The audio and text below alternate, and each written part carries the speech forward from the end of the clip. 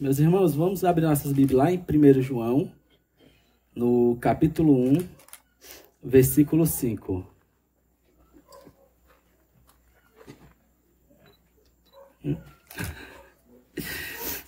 Amém? 1 João, capítulo 1, versículo 5.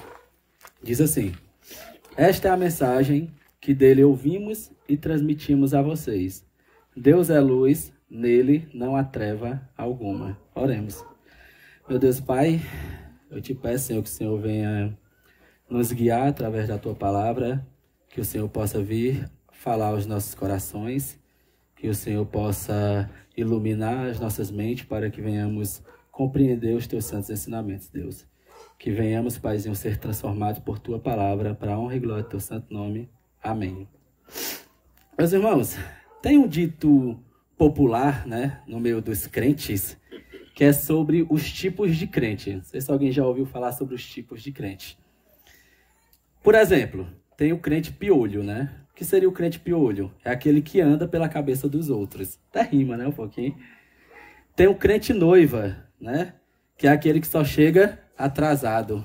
Eita, tem alguém aqui que só chega atrasado? Peço misericórdia. E tem um crente bully, que é aquele crente de pouca fé, né? Ou seja, aquele crente de pouca fé. Tem um tipo de crente particular que ele sempre me intrigou, né? Que eu sempre ouvi falar, que era o crente Raimundo. Meus irmãos, não foque no nome Raimundo, foque na ideia, tá certo? O que seria o crente Raimundo? É aquele que tem um pé na igreja e outro no mundo.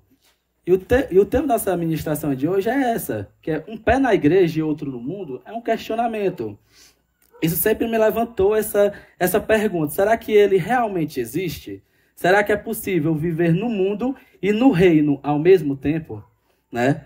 E quando a gente lê aqui o versículo 5, ele nos chama a atenção para a mensagem realmente que ele vai anunciar. Do versículo 1 até o versículo 4, ele vai falar sobre como se fosse o propósito de ele anunciar aquela mensagem. Ele está justificando o motivo de ele anunciar. Já no versículo 5, ele vai falar qual é realmente essa mensagem. E no versículo 5 ele fala assim: esta é a mensagem que dele ouvimos e transmitimos a vocês. Observe que a ideia que João sempre traz aqui, até em versículos anteriores e também alguns outros versículos, é que a ideia de ouvir parece estar ligada à ideia de anunciar. É como se você ouve, você anuncia, né? E essa mensagem é que Deus é luz, nele não há treva alguma.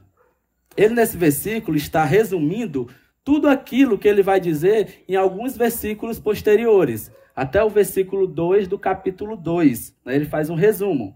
Então, essa ideia de Deus ser luz e não há trevas, você já consegue enxergar que existe uma separação entre luz e trevas. E nos próximos versículos ele vai levantar algumas proposições, né? Algumas proposições vão ser negativas e outras vão ser positivas. Mas independente de qual tipo de proposição que ele estiver levantando, ele está querendo afirmar algo em relação àquelas pessoas que reivindicam ser crentes, reivindicam ser salvos, e aqueles realmente que são salvos, certo?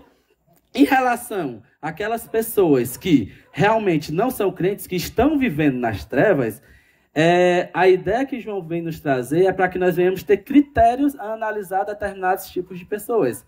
Pessoas que vão afirmar algo, mas que a sua vida, a forma como ela age no seu dia a dia, até em meio ao meio na comunidade cristã, é bem diferente, né?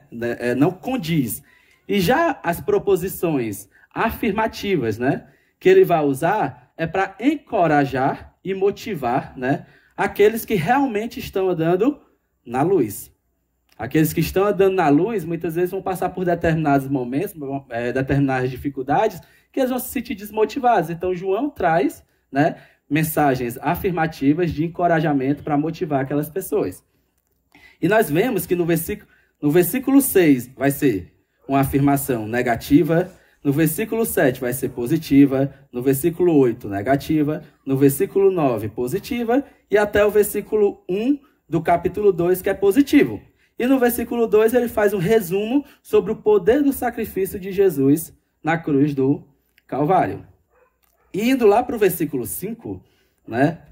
O versículo 5 ele nos traz um entendimento, né, também de que ele realmente recebeu aquilo, não foi de um terceiro, foi do próprio Jesus Cristo.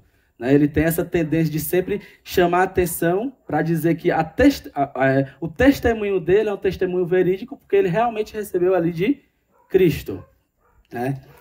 E também existe uma ênfase na pureza de Deus. Deus é luz, não há trevas alguma. Existe uma separação. A gente vê isso desde lá do Gênesis. Quando disse Deus, haja luz. E viu Deus que a luz era boa. E fez separação entre a luz e as trevas. Porque só existia trevas. A gente vê lá no versículo 2 que o Espírito de Deus pairava, né, ali sobre as águas. E havia trevas ali na face do abismo. Ou seja, houve uma separação. Não existe uma comunhão entre luz e trevas. Só que nessa igreja existiam algumas pessoas que estavam afirmando determinadas coisas e reivindicando o título de cristão. Né? Não que hoje isso não seja comum, principalmente na mídia. Né? Pessoa, um exemplo, o cara está na Copa, o cara coloca uma faixa, Jesus salva, o cara é cristão, o cara é crente, o cara é um salvo. Calma, não é assim que funciona. Existem alguns critérios que João vai nos chamar a atenção para que a gente venha realmente entender quem realmente é salvo e quem não é. Né? E no versículo 6, ele fala assim: se afirmarmos que temos comunhão com ele, mas andamos nas trevas, mentimos e não praticamos a verdade. Então João começa aqui com a nossa primeira proposição, e eu vou dizer proposição condicional, porque ele cria uma condição, o se ali, né? Que ele nos traz sobre a questão da comunhão com ele. Ele quem? Deus. Né? Então esses opositores, eles estavam afirmando viver em comunhão.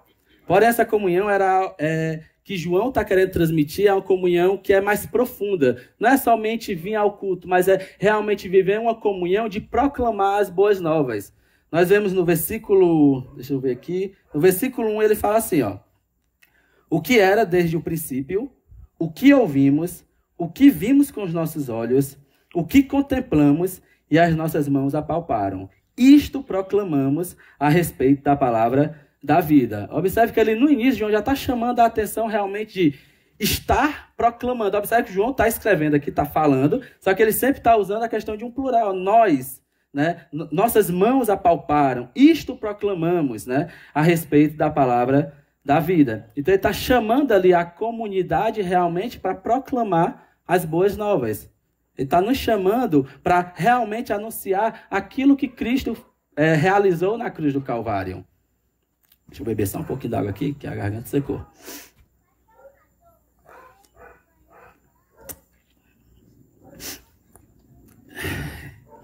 Então esses irmãos, eles tinham um conhecimento muito raso sobre a vida em comunhão. Né? É muito parecido com outros dois tipos de crente, que é o crente bolo, né? Que é aquele que só aparece em dia de festa. Né? Pode ter uma festa que ele está lá. Ele falta o culto domingo, falta as quartas, não está nem aí. Mas tem uma festa, ele está lá. Né? Ou o crente escoteiro, né? Que só aparece em dia de acampamento. Né?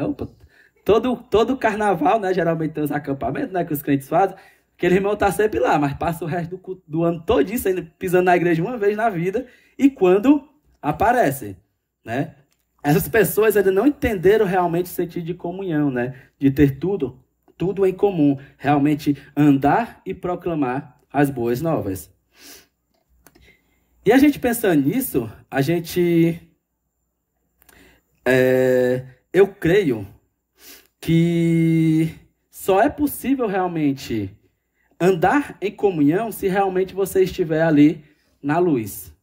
Por isso que ele chama-nos a atenção no versículo 5 sobre a questão de que Deus é luz.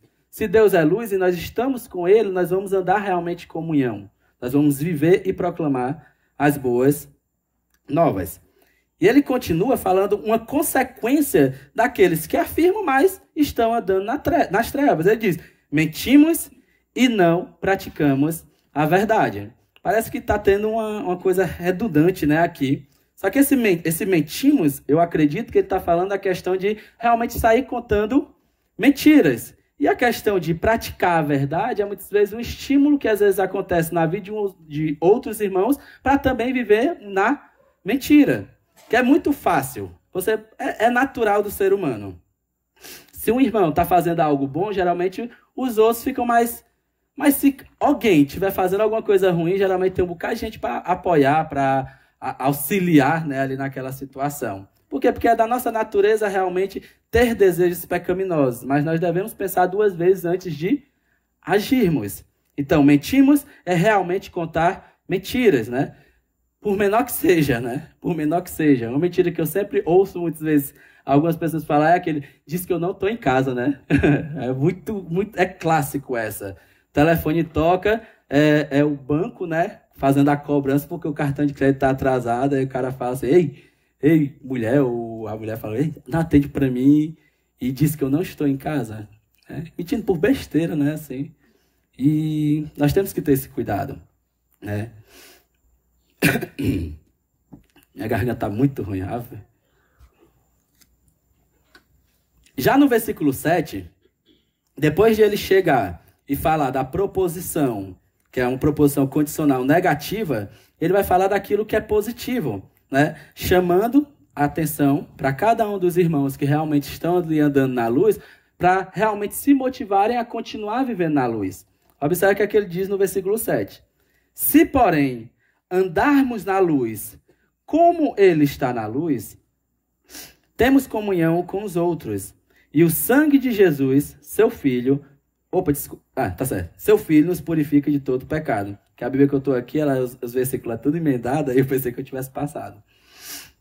Então, nós vemos aqui um encorajamento a viver em segurança com Cristo, né? Ele nos leva para o entendimento que quando andamos na luz, isso só é possível porque ele, Cristo, está na luz. Observe que ele salienta isso, ó. No versículo 7. Se, porém, andarmos na luz, como ele está na luz? Ou seja, é impossível eu andar na luz sem Cristo. É impossível realmente eu ter uma caminhada cristã, uma caminhada realmente ali junto com os irmãos, se realmente Cristo não estiver na minha vida. É impossível. Aquela ideia de dizer, não, mas é Cristo. Não, Cristo não. Aquela ideia, não, eu quero as bênçãos só quero aquilo que venha beneficiar a minha vida. Mas Cristo eu vou deixar de lado. Eu gosto, as pessoas falam, né? Eu gosto muito de como os crentes vivem, mas Cristo eu não quero muito saber dele não, porque, né? Então, acontece muito isso. E assim temos, né, comunhão com os outros, que ele fala. Note que o versículo 6, ele falava de uma comunhão com Deus. Versículo 6, ele fala, se afirmamos que temos comunhão com ele.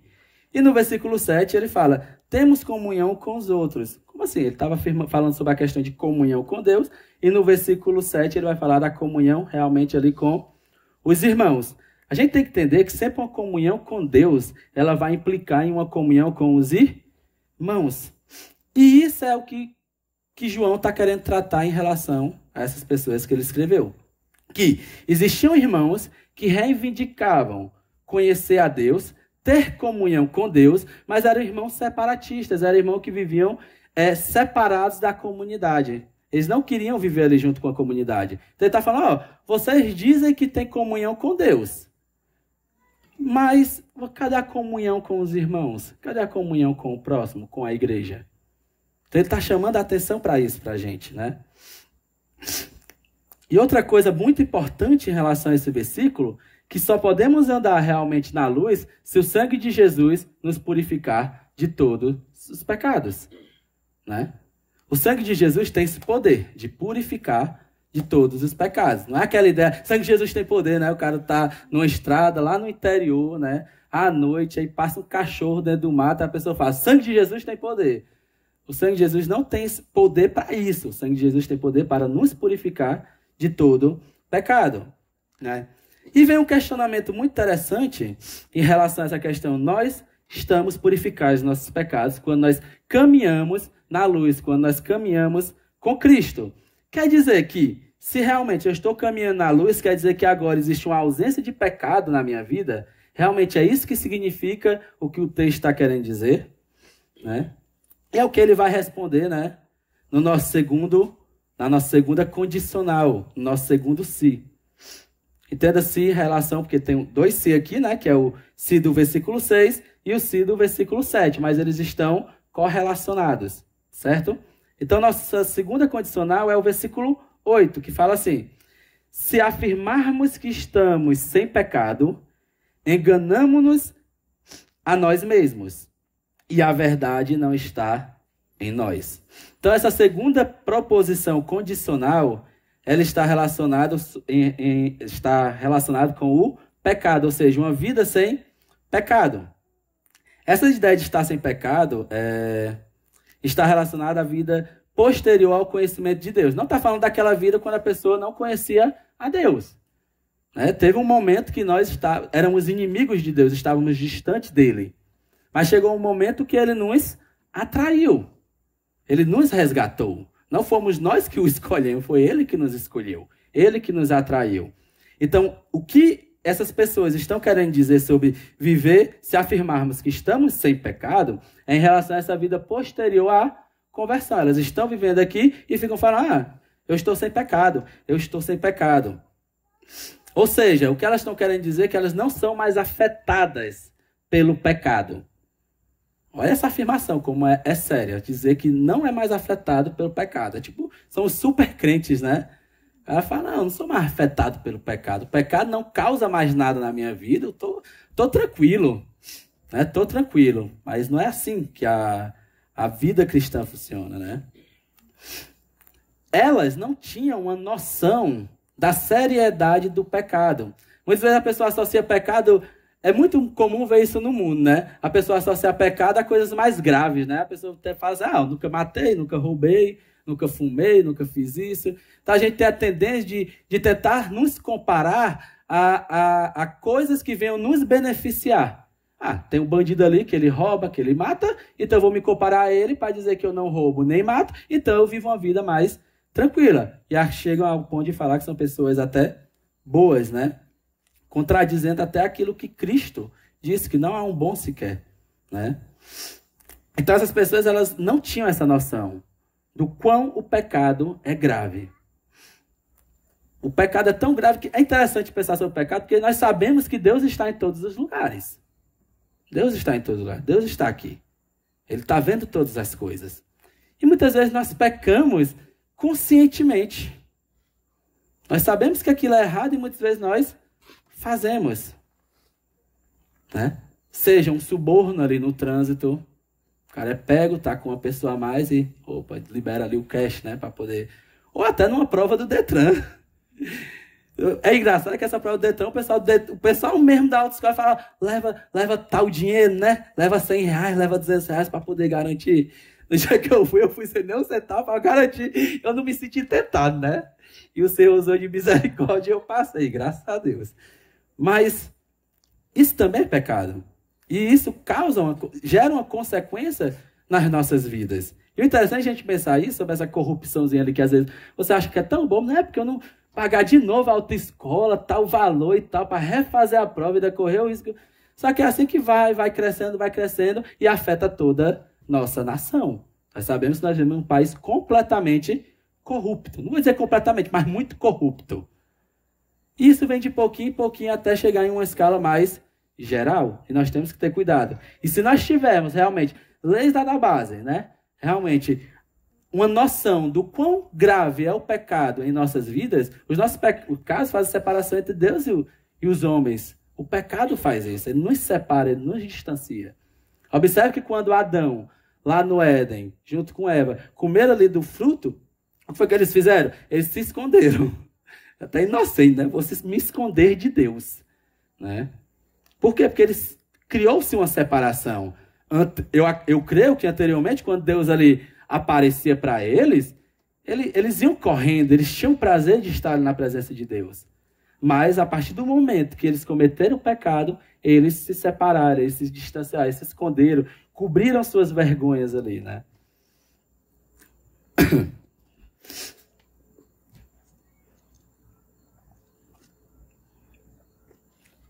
E nesse versículo 8, ele nos traz uma consequência dessa proposição negativa, né?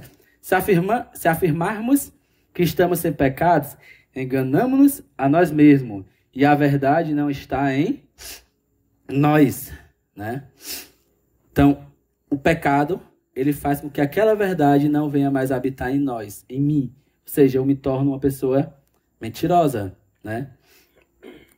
E, pensando um pouco mais sobre até esse versículo aqui, se afirmar que estamos sem pecado, às vezes essas pessoas que falam que são sem pecados, quando elas ouvem a mensagem ali da salvação, elas nunca pegam aquela mensagem como se fosse para elas. Porque eu creio que a mensagem de Deus é para pecadores.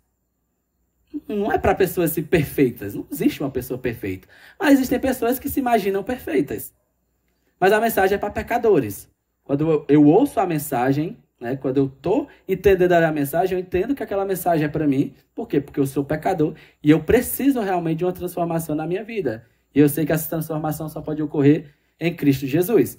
Mas essas pessoas que afirmam que estão sem pecados, elas agem como aquele crente pá. Né? Vamos entrar mais um crente aqui. O que é o crente pá?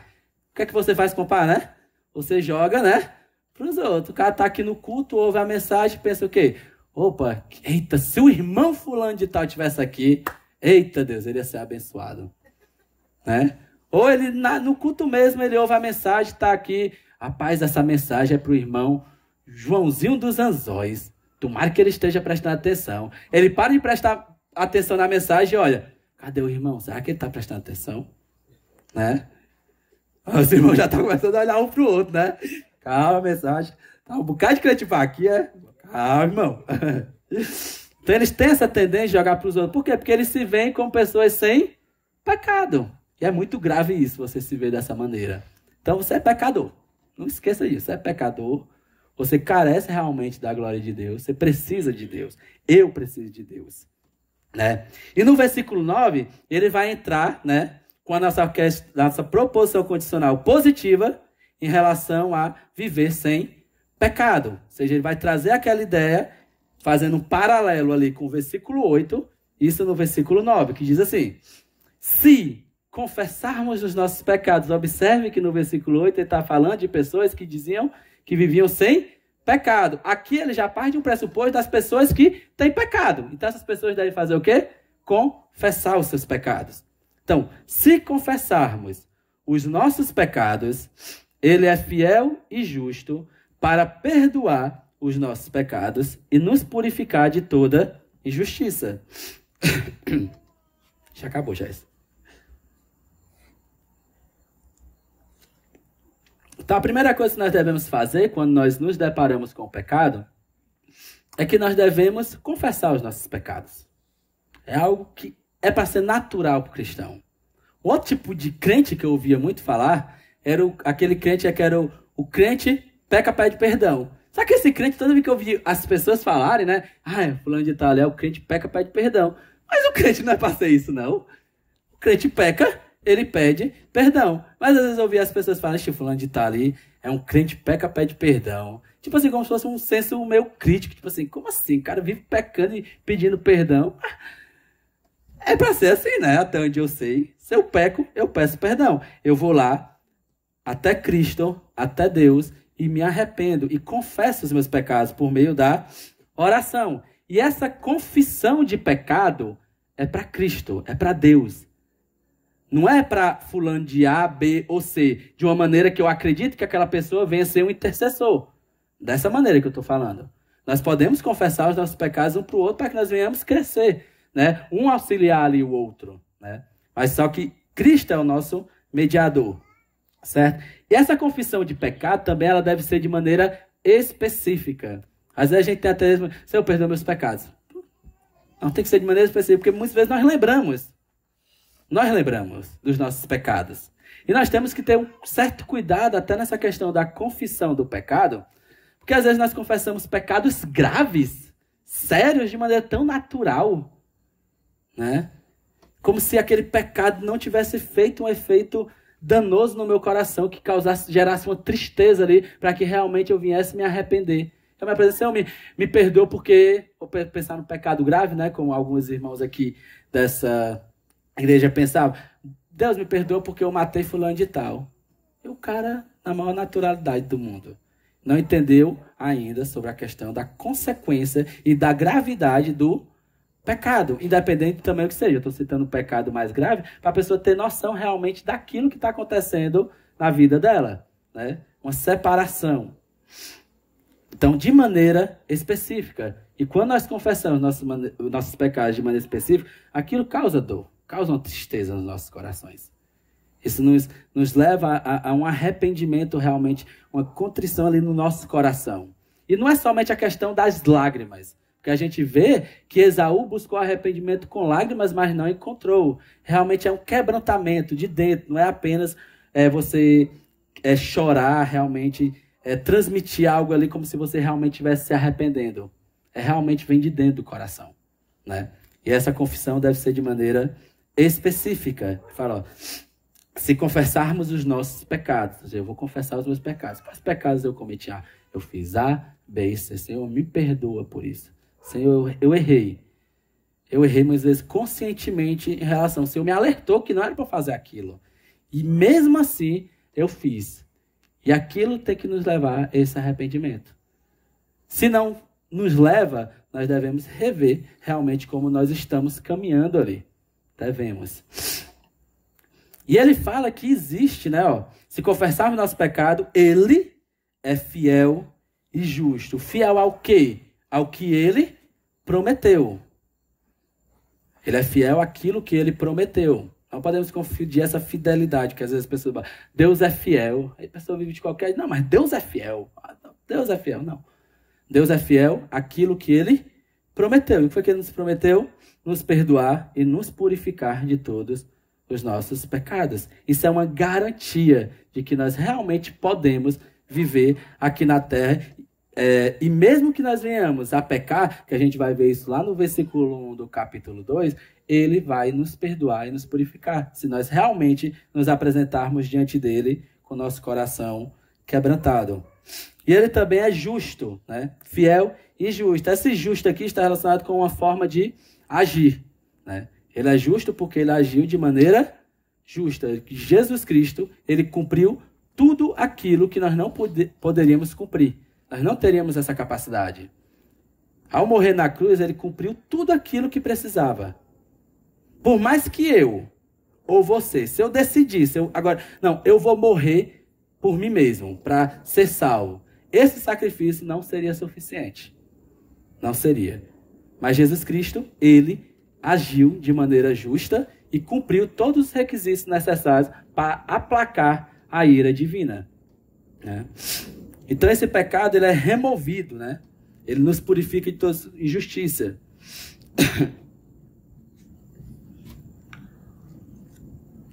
Então não existe uma necessidade de um martírio próprio, né? Não, vou me martirizar agora e vou ficar sofrendo e vou me martirizar e martirizar. Não existe essa necessidade mais. Na verdade, mais não, né? Nunca existiu, né? Cristo realmente é que cumpre tudo. Ele morreu por todos. A gente vai entender já já essa ideia do todos também. E ele entra no versículo 10 na nossa terceira proposição condicional, né? Negativa. Essa palavra é grande, né? Proposição condicional negativa, né? Proposição porque ou é verdade ou é mentira. Ou é falso ou é verdadeiro. Não existe a ideia do meio termo. Não existe a ideia lá do crente Raimundo, um pé na igreja e outro no mundo. Ou ele vai ter os dois pés na igreja, por mais que ele viva uma vida ali de lutas, né, de tentações, mas ele vai viver ali na igreja em comunhão com a igreja, em comunhão com os irmãos. Ou ele se entrega completamente ao pecado, por mais que ele possa estar até dentro da comunidade dos santos, né? O joio ali, né? O joio. Não tem como servir a dois senhores. Ou é a Deus ou é a Mamon. Não tem como servir a dois senhores. Então ele adentra aqui nesse versículo 10. Se afirmarmos que não temos cometido pecado, fazemos de Deus um mentiroso, e a sua palavra não está em nós. Parece que esse versículo, né, o versículo 10 e o versículo 8 são iguais, né? Ele parece, observe bem. Versículo 10. Se afirmarmos que não temos cometido pecado. E no versículo 8 ele fala, se afirmarmos que estamos sem pecado. Parece. Mas quando a gente olha melhor o versículo 8, a gente consegue enxergar que aqui ele está tratando o pecado, mas em questão da natureza do pecado. O que seria essa natureza e pecado? É aquela tendência que tem nos nossos corações realmente de nós pecarmos. Nós temos essa natureza. Você pode, agora, você está ouvindo aqui o culto, você está adorando a Deus, cultuando a Deus. Talvez quando você chegou aqui, você lembrou de um pecado que cometeu ali e tal, quando estava vindo no trânsito dirigindo e o cara te cortou e você falou um palavrão, sei lá, e você chegou aqui no culto, meu Senhor, eu cometi um pecado quando eu e se arrependeu. Agora você pode estar realmente sem pecado, porque Cristo lhe perdoou. Mas a natureza do pecado está em você, está em mim. Existe uma tendência natural de eu vir cometer pecado. Isso a gente vê lá desde uma criança. Criança é a coisa... Eu estou cuidando de um pequeno pecador ali, está bem perto de um ano, mas que tem umas teimosias, que quer realmente desobedecer, que eu chamo a atenção e quer fazer do jeito dele, só que é aquilo que não pode pegar. Você bota um bocado de brinquedo lá espalhado. Aí tem um controle da TV que não pode pegar. Ele vai no controle da TV. Por quê? Porque eu estou dizendo que não é para pegar. Estou dizendo que não é para pegar. Então ele tem essa tendência já. Nós também temos essa tendência em relação ao pecado. Essa natureza do pecado está em nós. E essa natureza continua mesmo depois de nós nos arrependermos dos nossos pecados. Depois de convertido, continua. Não existe essa ideia de que agora realmente eu estou aqui servindo ao Senhor e essa natureza não faz mais parte da minha vida. Ela continua fazendo. Lutero, lembrei agora aqui que Lutero falou, eu pensei que o velho homem tinha morrido, nas águas do batismo, mas eu descobri que ele sabia nadar.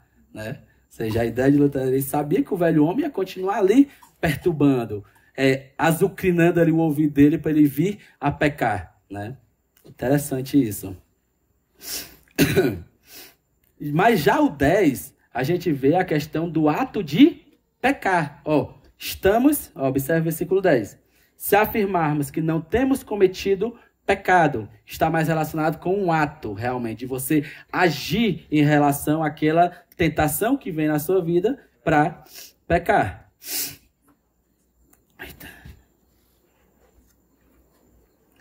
Então, versículo 8 está falando mais da natureza do pecado, aquela tendência que nós temos para nos voltarmos para o pecado. E no versículo 10 está falando realmente do ato do pecado, de eu querer realmente agir em relação ao pecado. Então, continuando nesse versículo, essas pessoas continuam aqui levando o pecado como sendo algo não sério, Só que aqui ele dá uma afirmação mais direta, enquanto que na primeira é uma natureza, a segunda aqui está falando mais realmente do ato. Você está falando, eu não cometo mais nenhum tipo de pecado. Pode até existir a natureza do pecado, aquele desejo de realmente cometer um pecado, mas quando vem, eu não tomo uma atitude em relação a ele. Eu não tomo uma atitude em relação a ele. Só que a gente consegue ver uma coisa que é muito séria aqui também. Quando a gente vê no versículo 10, ele traz uma condenação mais grave em relação a cometer o pecado. Observe o que é que ele fala. Fazemos de Deus um mentiroso. Observe que no versículo 6 e no versículo 8, as consequências daquele ato, do dizer que no versículo 6, se afirmar que temos comunhão com ele, mas andamos nas trevas, mentimos e não praticamos a verdade. Observe que a consequência está relacionada com a pessoa, com ele mesmo. Eu minto e não pratico a verdade. No versículo 8, a mesma coisa. Se afirmarmos que estamos sem pecado, enganamos-nos a nós mesmos e a verdade não está em nós. Ou seja, novamente trazendo a consequência para a pessoa. Já nesse versículo 10, a consequência não está indo para a pessoa. Está indo para Deus. Ela está afirmando que Deus é mentiroso. Ele está afirmando, observe. Se afirmarmos que não temos cometido pecado, fazemos de Deus um mentiroso. Olha a consequência disso, é muito grave. Dizer que não tem cometido pecado. E essa afirmação de dizer que não comete pecado, ela contradiz a Bíblia, a gente viu lá em Gênesis 1, e também tem Romanos 3:23, né, que fala que todos pecaram e destituídos da glória de Deus estão. Todos. É todo mundo. Aqui é realmente todos ao todos mesmo. Toda a humanidade pecou. Estão completamente destituídos daquilo que Deus é. Estamos distantes, né? Então nós não podemos afirmar isso para não fazermos de Deus um mentiroso. Certo? Isso também, quando nós estamos falando que, quando a gente diz Deus é mentiroso, quando a gente fala que não temos pecado, nós estamos negando a misericórdia e a graça de Deus. A misericórdia que Ele derrama sobre as nossas vidas e a graça também que Ele nos abençoa. O que seria a misericórdia? A gente não receber aquilo que nós merecíamos. O que é que eu e você merecia? A condenação eterna. Mas Deus, Ele usou da sua graça, Ele derramou a sua graça e deu aquilo que nós não merecíamos, que é a vida eterna em Cristo Jesus. E quando nós fazemos isso, quando nós falamos sobre a questão do pecado, que nós não pecamos, nós estamos dizendo que isso não tem valor para nós. Nós estamos dizendo que Deus está aí dizendo aí que derramou sua misericórdia, tem sua graça e tal, mas eu não tenho cometido pecado. Então, para mim, isso não tem nenhum tipo de significado. Mas Deus disse que todos pecaram. Mas sabemos que todos pecaram. Então, nós estamos fazendo de Deus mentiroso.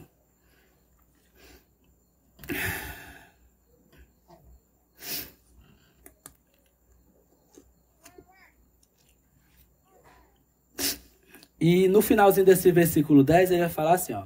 E a sua palavra não está em nós. Essa palavra, ela pode ser duas coisas. Ela pode ser a palavra encarnada, que é Jesus Cristo, ou ela pode ser realmente a questão da mensagem. Qual dos dois é? Não sei, pode ser os dois, né? A gente pode chegar em uma ambiguidade aqui e encontrar esses dois significados no texto e entender que, realmente, se a mensagem, ela pode estar realmente em nós, e também a questão da palavra da vida está em nós, ou seja, o Espírito Santo de Deus. Agora, ele vai adentrar, né, na questão da nossa proposição. Essa palavra está ficando difícil, né? Falar, daqui a pouco eu me engancho. Proposição condicional, né, positiva, né, em relação ao versículo anterior, que é em relação ao versículo 10. Certo? No versículo 1 do capítulo 2, ele muda completamente a maneira como ele estava agindo com aquelas pessoas. O tratamento muda. Até então ele estava fazendo tratamento muito lógico. Se isso, aquilo. Se isso, aquilo. Se isso, aquilo. Mas quando ele chega aqui no capítulo 2, versículo 1, ele adentra em um caráter mais pastoral, um caráter mais de proximidade. Ele chama aqui, ó, filhinhos, meus filhinhos, né? Escrevo-lhes estas coisas para que vocês não pequem. Se, porém, alguém pecar, temos um intercessor junto ao Pai, Jesus Cristo, o justo. Então ele já inicia nesse caráter pastoral, nessa questão de proximidade. Anteriormente ele deu vários se aquilo, se aquilo, e agora ele está usando uma palavra de realmente de um caráter de paternidade. Filhinhos, né? Meus filhos, tenham atenção. Eu estou escrevendo essas coisas para que vocês não pequem. E observe que anteriormente ele estava falando muito no plural ali, ó. Nós isso, nós aquilo, nós isso, aqui não. Ele fala, escrevo-lhes estas coisas. Ou seja, fui eu que escrevi para vocês. E eu escrevi isso para que vocês não venham pecar. Nós vemos nesse versículo algo muito interessante. Que nós vemos lei e graça acontecendo no mesmo versículo. Ó, eu escrevo para que vocês não pequem. Lei. Mas se vocês pecarem, existe, né? Nós temos um intercessor junto ao Pai, Jesus Cristo, o justo. Nós vemos aqui, graça, nós temos um advogado. Esse advogado, a gente vai ver já, não é um advogado como a gente pensa hoje. Porque se fosse um advogado como a gente pensa hoje, misericórdia, né? É um advogado um pouco diferente, a ideia que João traz aqui. Nós também temos um caráter, nesse mesmo versículo, além da questão da lei e da graça, nós temos um caráter em relação à questão da igreja com o pecado. Observe como é que ele fala, ó. Meus filhinhos, bloqueou aqui o que não. Meus filhinhos, escrevo-lhes essas coisas para que não pequeis. Se, porém, alguém pecar, temos intenção, observe que ele fala, se alguém pecar, está falando num aspecto mais individual, e depois temos o intercessor, está falando de uma maneira mais global, maneira de mais comunidade. Eu consigo chegar a uma conclusão, fazer uma inferência aqui, que a questão do pecado, ele nunca pode ser tratado apenas de maneira individual. Nós devemos contar um com os outros. A gente vê, acho que é Tiago, né, fala que nós devemos confessar os nossos pecados com os outros. Se não me falha a memória, não lembro. Viver em comunidade é isso. Realmente a gente contar um com os outros. Vai ter sempre uma pessoa que nós vamos ser mais próximo, né? Vai ter uma pessoa que a gente vai ter uma confiança, onde nós podemos falar das nossas lutas, das nossas dores, das nossas dificuldades, e assim nós chegarmos a algo para que nós venhamos a entender realmente que Cristo Jesus é o nosso advogado. E pelo fato de Cristo Jesus ser o nosso advogado, nós em comunidade podemos chegar e eu errei mesmo. Eu pequei. É o que lá em Mateus fala, né? O irmão pecar, vai ali, ó, conversa, tenta resolver aquela situação. Ah, não se arrependeu? Chama 2, 3 testemunhas, pelo amor de Deus, é 2, 3 testemunhas. Não é sair contando para a igreja inteira.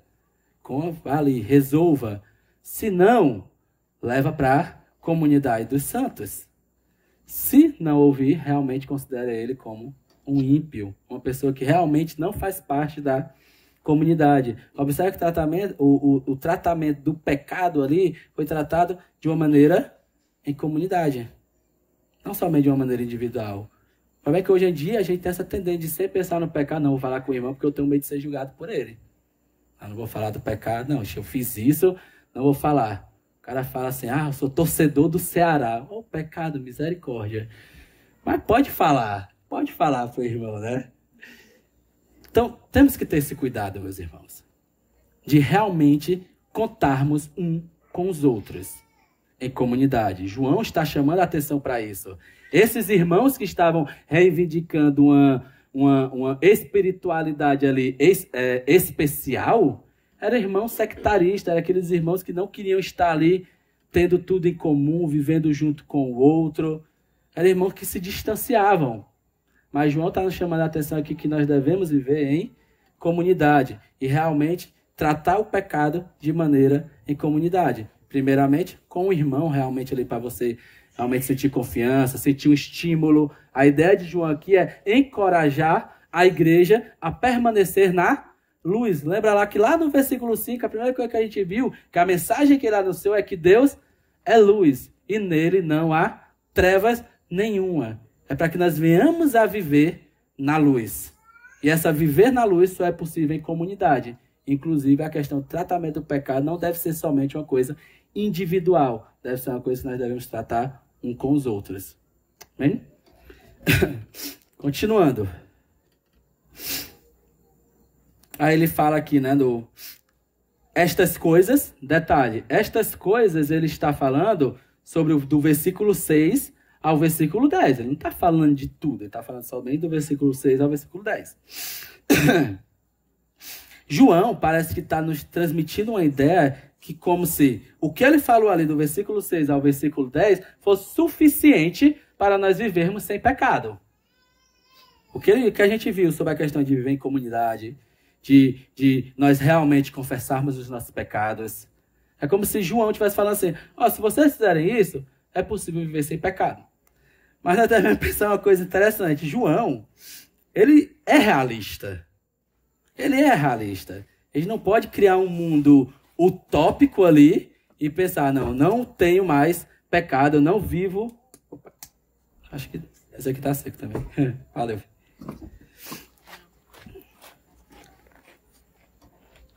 Minha garganta está secando muito aqui, demais, sabe? Então, João, ele não está criando um mundo utópico, né? em relação a essa questão, vocês podem viver sem pecado e tal. Por quê? Porque ele considera a natureza do pecado, que a gente viu lá no versículo 8, ele sabe que existe, e que sabe que quando algumas tentações vierem sobre as nossas vidas, nós vamos cair, nós vamos pecar, vamos, infelizmente, é doloroso, né? Mas vamos crer que um dia nós vamos estar na glória e vamos estar livres disso, né? Desse desejo de pecar, dessa tristeza que o pecado causa nas nossas vidas. Mas enquanto nós estivermos aqui na terra, sejamos realistas. O pecado vai continuar fazendo parte das nossas vidas. Você pode ler a Bíblia todo dia quando acordar. 10 capítulos. Você pode passar o dia orando.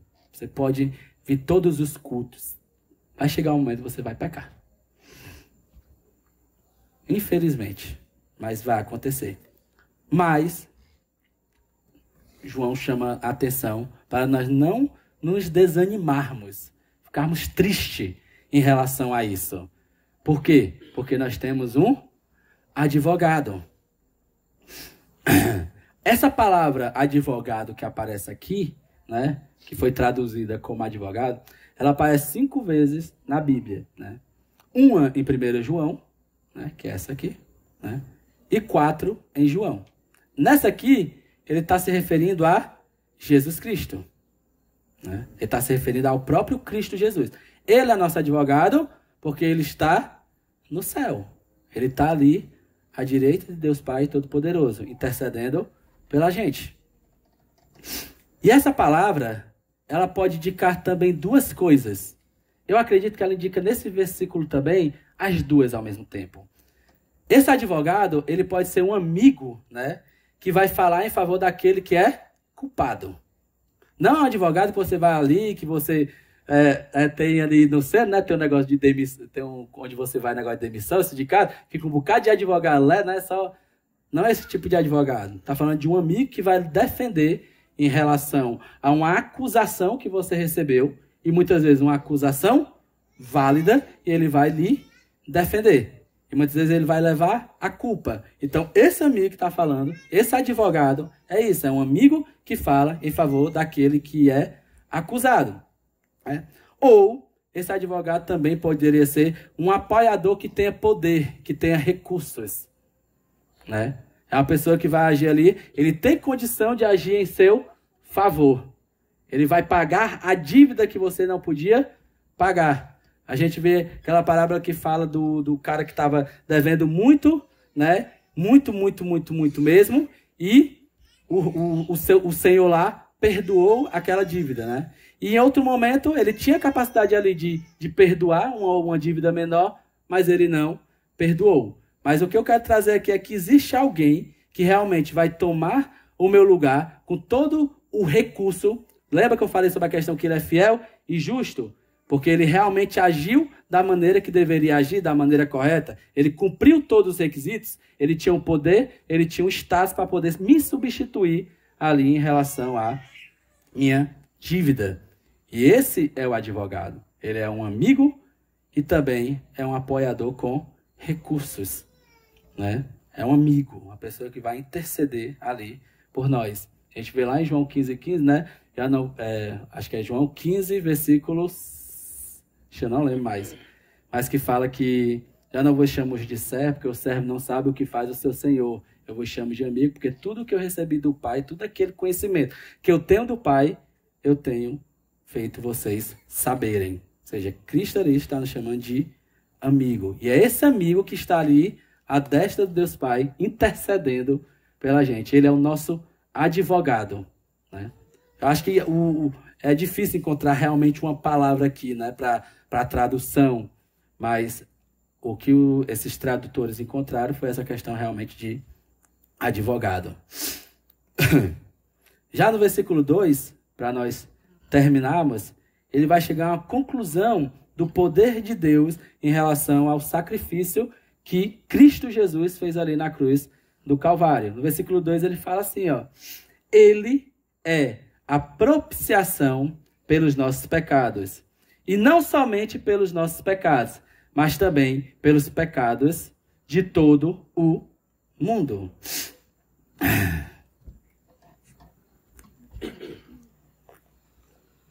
Aqui nós vemos uma ênfase ao ele, né? Que é Jesus. Interessante quando a gente tenta dar uma olhadinha lá no texto original, ele fala ele, depois ele fala a palavra ele, tipo como se estivesse enfatizando que ele realmente, ele quem? Jesus Cristo, ele é a propiciação dos nossos pecados. Ele desviou a ira que era para nós, né? Ele desviou aquela ira para ele mesmo e hoje nós conhecemos o quê? Graça. Tem uma música que eu gosto muito, que depois qualquer coisa eu vou enviar, tem um videozinho bastante interessante, que é All I Have is Christ, tem um vídeo bem interessante que trata essa ideia do desvio ali da ira. A ira de Deus era para cair sobre nós, porém Cristo aplacou aquela ira sobre a gente. Né? Então ele é a propiciação dos nossos pecados. E não somente, né? Aí ele continua, e não somente pelos nossos pecados, mas também pelos pecados de todo mundo. E aí vem aquela ideia, todo mundo, né? Aí vem a ideia, será que, o que seria, né? Esse todo mundo? Só para você ter uma ideia, a palavra mundo aparece só em 1 João 23 vezes. É muita coisa. Para um livro tão pequenininho, né? Aparecer 23 vezes a palavra mundo, é interessante isso. E mundo aparece às vezes como mundo natural, realmente as coisas criadas, a questão do senso local, aqui, né?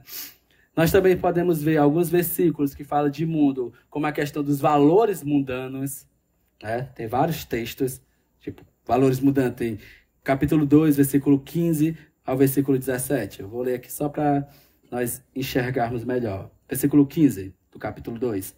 Não amem o mundo. O que seria esse mundo? Aqueles valores mundanos. Aquilo que o mundo está a oferecer. Esse mundo também pode ser os descrentes. Lá no capítulo 3, no versículo 1, a gente vê assim, ó. Vejam como é grande o amor que o Pai nos concedeu. Sermos chamados filhos de Deus. O que de fato somos. Por isso, o mundo não nos conhece. Quem é esse o mundo? As pessoas que não são salvas. Os descrentes. Então, o mundo acaba tendo vários significados, né? E às vezes as pessoas usam esse versículo para dizer que realmente ele morreu por toda a humanidade, criando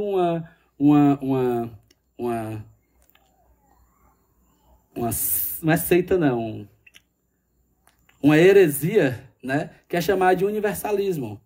Que não, a pessoa fala assim, todo mundo vai ser salvo. É tipo assim, quando Cristo voltar, ele vai olhar para toda a humanidade, até aquelas pessoas que nunca se preocuparam em se arrepender dos seus pecados, né? Nunca tiveram uma intimidade ali com Cristo. Não, mas Cristo vai salvar aquela pessoa. Vai ser todos, todo mundo. E acaba criando essa heresia chamada universalismo. Só que nós temos que entender qual o contexto que João está tratando aqui. Lembra que a gente está falando de um povo que era separatista. Era um povo que tinha uma ideia exclusivista em relação, inclusive, à salvação. Era um povo que pensava assim, nós somos salvos. Eu sou salvo, nós, aqui, somente aqui. Então, quando João fala aqui, deixa eu só voltar aqui para o versículo. Quando João fala no versículo 2, ele é a propiciação pelos nossos pecados, né? E não somente pelos nossos, mas também pelos pecados do mundo. Então ele está chamando a atenção assim, meu irmão, vocês estão dizendo que só vocês têm a salvação. Mas a salvação é para todo mundo. A igreja que está lá na África, a salvação também é para aquela igreja. A igreja que está lá no Japão, a salvação também é para aquela igreja. A igreja que está lá no Rio Grande do Sul, a salvação também é para aquela igreja. A salvação, ela se espalha para todo o mundo. Não é somente aqui. Não é somente aqui. Eu conheci uma pessoa que ela chegou para mim, né? Aí eu fui, rejeitado no sentido de que ele nunca mais me convidou para a casa dele, né? Ele chegou para mim e falou que só existia 2 igrejas que salvavam. E foi uma contradição bem louca. Era a Igreja Católica e a Assembleia de Deus. Ele afirmou para mim. Aí eu, não, irmão, não é assim que funciona, não, né? Falei para ele, salvação, ela é para todos, para todas as igrejas. Vai ter igreja, vai ter joio, vai ter trigo e tal. E fui tentar explicar ali para ele.